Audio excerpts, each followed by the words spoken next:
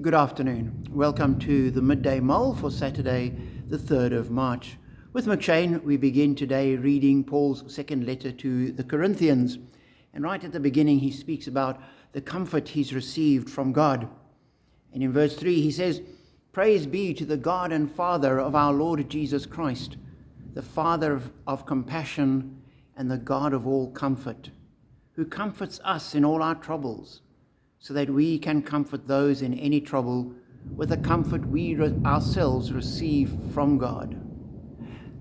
And I thought, what a wonderful picture that we have a God who is the Father of compassion and the God of all comfort. And I certainly know many people that need to know that and to hear that. And our lives, are we constantly coming across people who are in a position of uncertainty, of doubt, of struggle, of sadness, of mourning, of loss, and to say there is comfort. We serve a God who is a Father of compassion. This love of God, this God who is love, and the God of all comfort. And Paul recognizes, he says that God comforts us in our troubles. And Paul knew troubles and he knew comfort.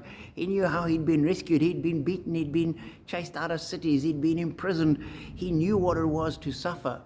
And he knew what God's comfort was in the midst of those sufferings. And he says, God comforts us in our troubles so that we can comfort those in any trouble with the comfort we ourselves receive from God. And so as Christians, we need to recognize what we've received from God.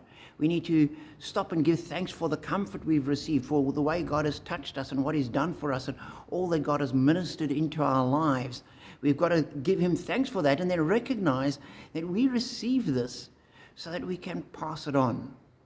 And there's so many people that will need joy, that will need encouragement, that will need comfort, that will need strength, that will need forgiveness, that will need compassion, that all those things that we receive from God, we need to be in a position that we can pass them on to a needy world. So be encouraged to know that the God we serve is indeed the Father of compassion and the God of all comfort. And as we receive that, let's take it into this world that so desperately needs it. Be blessed.